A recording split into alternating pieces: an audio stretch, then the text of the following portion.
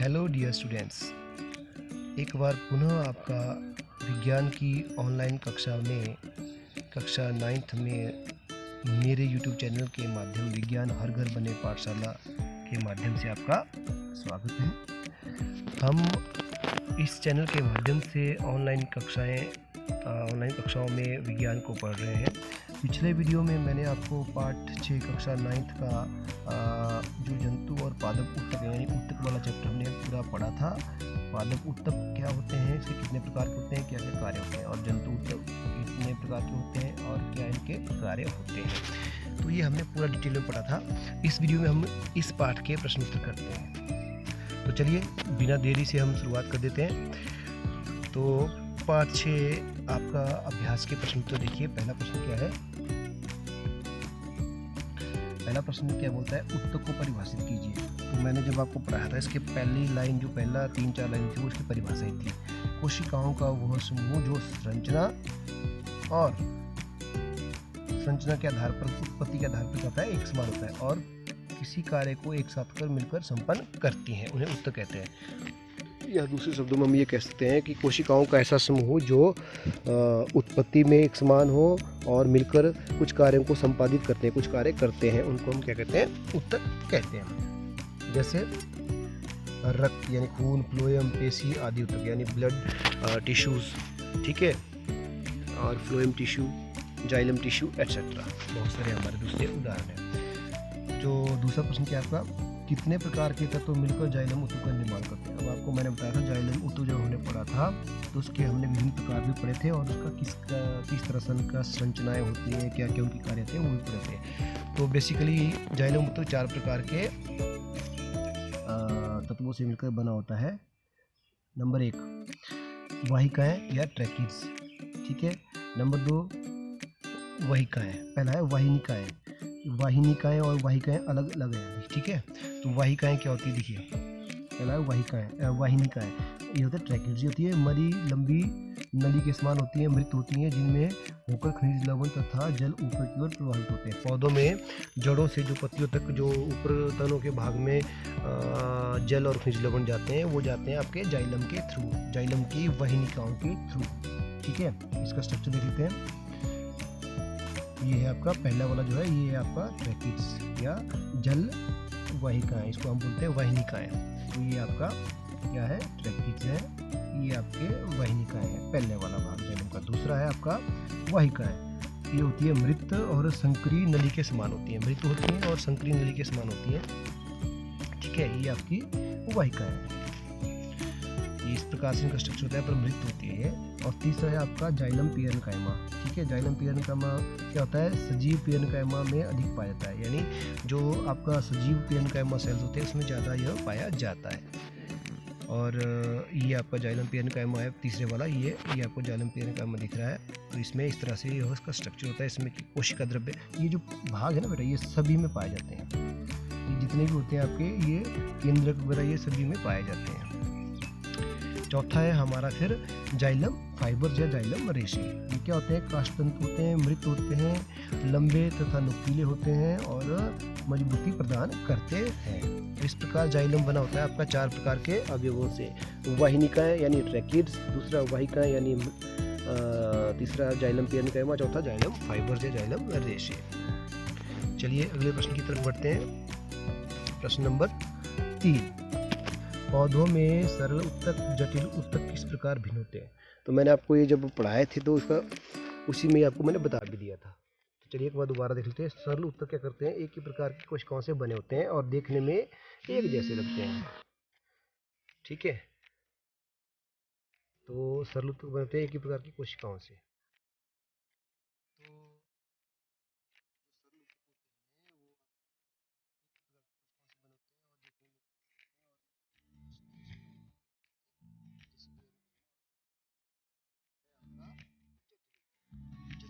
एक से अधिक प्रकार की कोशिकाओं से एक से अधिक प्रकार की कोशिकाओं से, जबकि सभी बनते होते हैं एक प्रकार की ही कोशिकाओं से। और इनमें अधिकतर पाए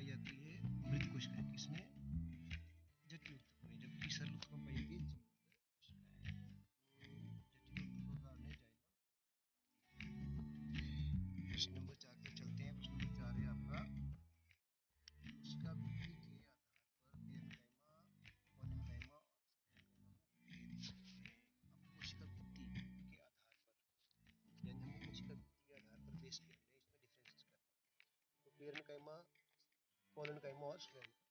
तो पहला है पेरेन्काइमा। पेरेन्काइमा क्या होते हैं? गोल, सजीव तथा पतली कोशिका भित्ति वाली कोशिका जो कोशिका भित्ति होती है सजीव, पतली तथा गोल, ठीक है। जबकि कोलेनकाइमा में होती है बहुभुजीय, इसको बहुत से भुजा हुई सजीव कोशिकाओं द्वारा कोशिका बनी, ठीक है। जबकि स्क्लेरेन्काइमा में यह मोटी भित्ति और मृत कोशिकाओं से बनी होती है। दूसरा अंतर क्या है? आपका जो पेरेन्काइमा अंतःकोश के स्थान में पाए जाते हैं, जबकि इसमें अंतःकोश के स्थान कोलेनकाइमा में होता है, ठीक है। और स्क्लेरेन्काइमा में अंतःकोश के स्थान नहीं होता। तीसरा अंतर क्या है? स्थानों में से फूल पत्ती, यानी पौधों के क्या होते हैं जो कोमल कोमल भाग है ना, वहाँ पे पेरेन्काइमा पाया जाता है, जैसे फूल होगी, पत्ती होगी, हरा पत्ता। जबकि आपके कोलेनकाइमा कहाँ पाए जाते हैं? शाखाओं में पाए जाते हैं। और आपके स्क्लेरेन्काइमा कहाँ पाए जाते हैं? ये अंदर की जो लकड़ी होती है, कठोर लकड़ी तने की, वहाँ पाए जाते हैं, ठीक है। इसके बाद आपका अगला वो डिफरेंस क्या है? डिफरेंस है कि पेरेन्काइमा का संग्रहण तथा विकास में सहायता करता है। पेरेन्काइमा विकास में बताया था, हरे रंग के कवक होते हैं पेरेन्काइमा, तो इसीलिए यह क्या करता है? विकास और संवर्धन में सहायता करता है।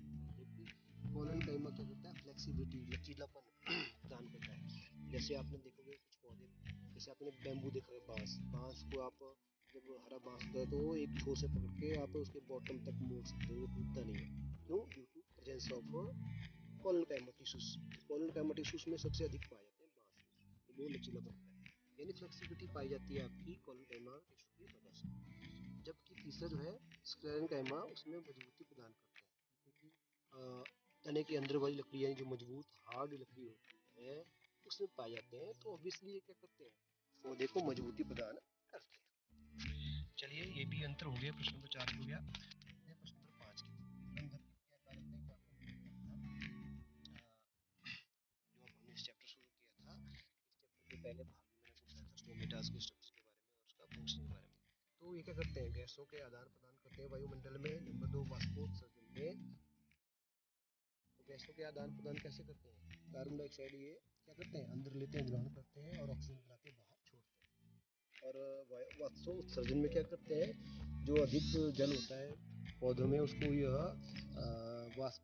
वाष्प के रूप में बाहर निकाल देते हैं। कैसे? देखा होगा आपने पौधों या पेड़ों की जो पत्तियां होंगी वो शाम को दिखेंगी आपको, शाम के उसमें कोई पानी नहीं होता। जब आप सवेरे उठ के देखते हो ना, तो पौधों की पत्तियों की जो आगे टिप होती है वहाँ पे हल्की हल्की पानी की ड्रॉप्स इकट्ठी हो जाती है, जिसको कि आपका चुना। तो ये कहाँ से आती है? ये रात क्या होता है? इसको बोला जाता है ट्रांसपायरेशन या वाष्पोत्सर्जन। ये क्या करते हैं? पानी बाहर छोड़ते हैं। इस प्रकार जो है ये रंध्र कार्य करते हैं। चलिए आगे बढ़ते हैं प्रश्न नंबर 6 की तरफ। 3 प्रकार के पेशीय रेशों में चित्र बनाकर अंतर स्पष्ट करना है। ये आपका 3 प्रकार के पेशीय चित्र बनाना है और अंतर स्पष्ट करना है। पहला है आपका रेखीय पेशी, पेशी, तीसरा कालिक पेशी। ये आपको डायग्राम ऐसे बनाना है, ठीक है। सबने आपका इस तरह से आपने दिखाना है। अंतर क्या होगा? पहला आपका अंतर होगा जो रेखीय पेशी होती है, लंबी होती है, और तथा यह शाखा रहित, इसमें शाखा होती है। जबकि चिकनी पेशी लंबी और होती है, और कार्डिक पेशी का भी छोटे, बेलनाकार और चपटे जैसे। इसके अलावा जो रेखित पेशी है उसमें बहुत सारे केंद्र होते हैं, आपको दिख रहे हैं 1 2 3, ठीक है। और इसमें क्या होता है? चिकनी पेशी में एक केंद्र के बीच में स्थापित होता है, यानी इसमें केंद्र जो है बीच में होता है, हर पेशी के बीच में। जहाँ आपको दिख रहा है ना, ये पेशी इसके सेंटर में केंद्र है, इसके भी सेंटर में केंद्र है, हर सेंटर में होगा। तीसरा जो आपका कार्डिक पेशी है, इसमें एक केंद्र के तथा केंद्र के बीच में होता है, ठीक है। ये पॉइंट भी समझ आ गया। चौथा पॉइंट है रेखित पेशी में हल्के गहरे रंग की धारियां होती है, इसमें हल्के गहरे रंग की धारियां होती है। जबकि चिकनी पेशी में क्या होता है? धारियां होती नहीं है, और कार्डिक पेशी में भी धारियां होती है। पांचवा जो रेखित पेशी है वो ऐच्छिक उत्तक है, यानी यह अपनी इच्छा से, हम अपनी इच्छा से इसको गतिशील करते हैं, हमारी इच्छा से कार्य करता है। चिकनी पेशी क्या होती है? अनैच्छिक है, ये वो इनवॉलेंट्री मसल्स है, या हाँ अपने आप ये कार्य करते हैं। और कार्डियक पेशी भी हमारी इनवॉलेंट्री मसल है। जो हमारा हृदय है ना, हृदय की पेशियां हमारी मर्जी से नहीं चलती, अपनी मर्जी से कार्य करती हैं। ठीक है। इसके अलावा अगला इसमें डिफरेंस दिया हुआ है, जो आपका रेखित पेशी है वो जल्दी थक जाते हैं और अरेखित पेशी थकती नहीं है, और कार्डियक पेशी कभी थकती नहीं है। यानी जो आपकी वॉलेंट्री मसल्स होंगे, जो हमारी ऐच्छिक मसल्स है, ऐच्छिक पेशी होती है या रेखित पेशी होती है, वो जल्दी थकती है, और अरेखित जो होती है वो जल्दी और नहीं थकती। और तीसरी जो है कार्डियक, वो नहीं जल्दी। रेखित में संकुचन बहुत तेजी से होता है, और इसमें संकुचन धीरे धीरे होता है, और इसमें लयबद्ध होता है। आठवां जो है, जो रेखित पेशी कंकाल से जुड़ी होती है, अरेखित पेशी जो होती है आंतरिक दीवारों से, चिकनी पेशी आंतरिक दीवारों से जुड़ी होती है, और ये जो लास्ट वाला है आपका कार्डियक, ये हृदय की दीवारों से जुड़ी होती है। ये भी आपको समझ आ गया होगा। अगला है प्रश्न नंबर आपका 7।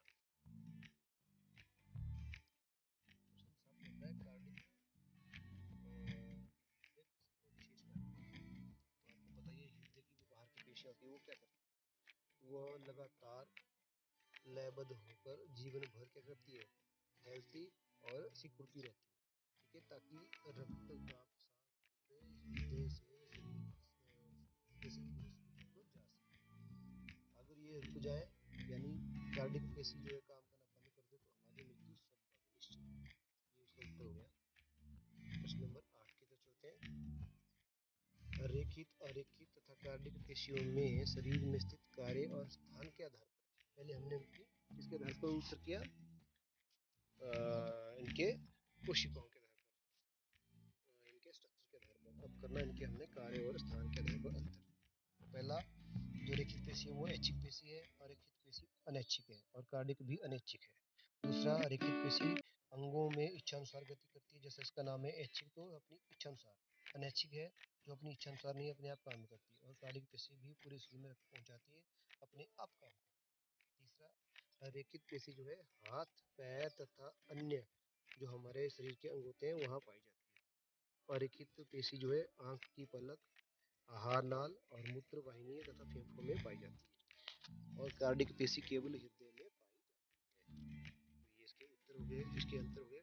अब चलते हैं प्रश्न नंबर 9 की तरफ। प्रश्न नंबर 9 क्या है, जो मैंने आपको बताया था कि न्यूरॉन का एक चिन्हित चित्र बताओ, जो आज पिछले वीडियो हमने अंत में पढ़ा था जब हमने चैप्टर शुरू किया था। तो इसका स्ट्रक्चर बहुत जरूरी है। ये देखिए, इस तरह से इसका स्ट्रक्चर बनाया था। ये इसका साइटोन होता है या कोशिका का है, ये इसके डेंड्राइट्स होते हैं या ध्रुमिका, ये इसका डेंड्रोन होता है, और ये इसका न्यूक्लियस का केंद्र होता है।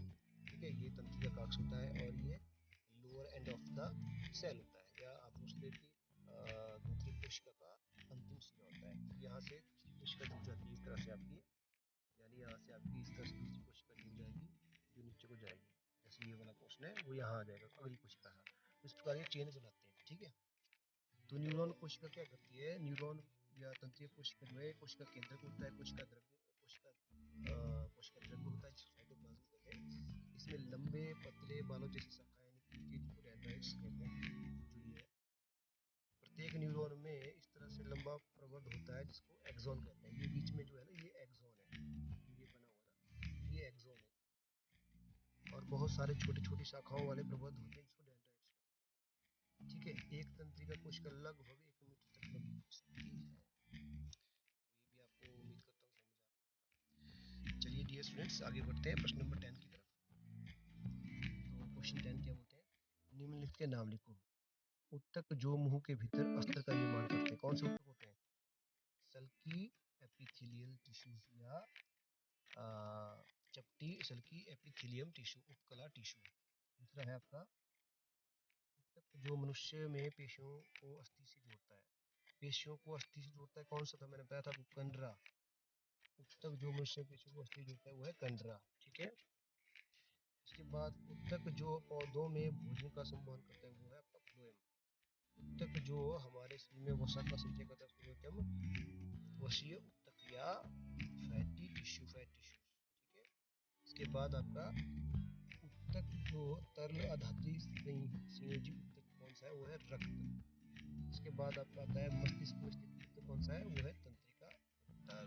तो ये भी आपका हो गया प्रश्न नंबर 11 तक चलते हैं। प्रश्न नंबर 11 बोलते हैं कि में उत्तक के प्रकार की पहचान, इनमें कौन सा त्वचा में कौन सा त्वचा में होता है आपका चपटी एपिथेलियम सबसे बाहरी। मैंने आपको बताया था त्वचा में सबसे बाहरी पाया जाता है। पहला उत्तक में एपिथेलियम टिश्यूज या उपकला टिश्यूज। दूसरा आपका पौधे का वल्क। वल्क क्या होता है? पौधे की बाहरी छाल। उसमें कौन सा पाया जाता है? उसमें पाया जाता है आपका सुरक्षा उत्तक कॉर्क कहा जाता है उसको, ठीक है।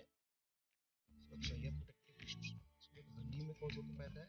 आपको पता है हड्डी में जो होता है संयोजी उत्तक कलेक्टिव टिश्यूज, ठीक है। उसके बाद वृक्की नालिका।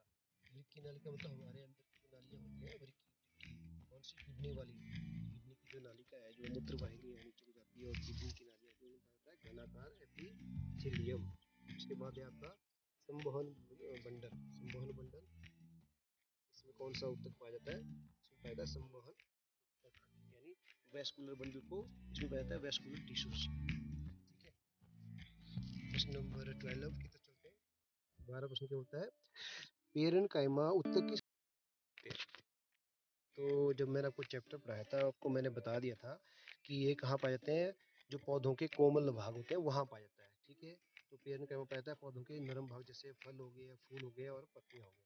और ये क्या करते हैं? वहाँ पे भोजन का भंडारण करते हैं, तथा जलीय पौधों को हल्कापन, जो जल में रहने वाले पौधे हैं उनका वजन कम करते हैं, यानी हल्कापन फील कराते हैं ताकि वो उसमें फ्लोट कर सके, ठीक है। तो ये फूल पत्तों हरे तनों में पाया जाता है।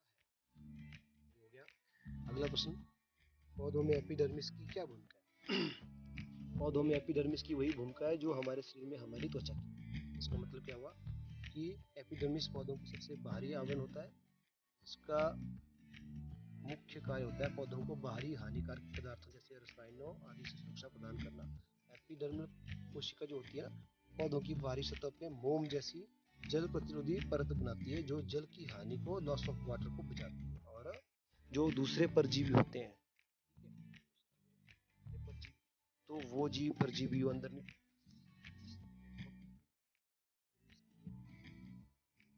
आपको समझ आया होगा।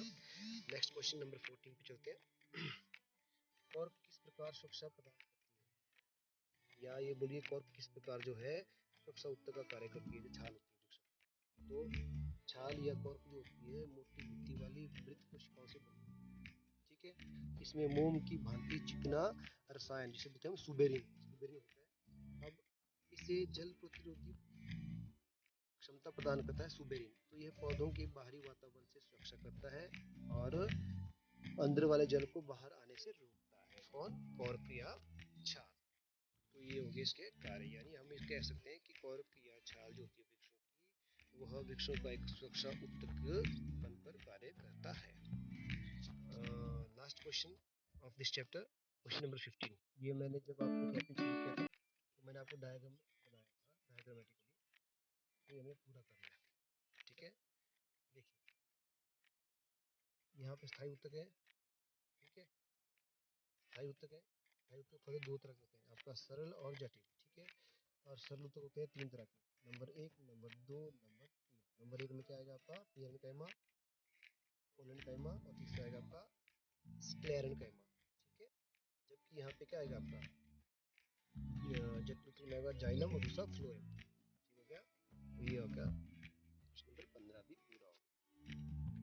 तो डियर स्टूडेंट, इस प्रकार हमने कक्षा 9वीं के चैप्टर 6 के अभ्यास के सभी प्रश्न कर लिए और मैंने आपको ये समझा दिए इस वीडियो के माध्यम से। उम्मीद करता हूँ आप सभी बच्चों को ये प्रश्न अच्छी तरह से समझ आए होंगे और आपने अच्छी तरह से इनको सुना देखा होगा। तो इसी के साथ इस वीडियो को हम यहीं पे ख़त्म करते हैं। मिलते हैं अगले वीडियो में नए चैप्टर के साथ।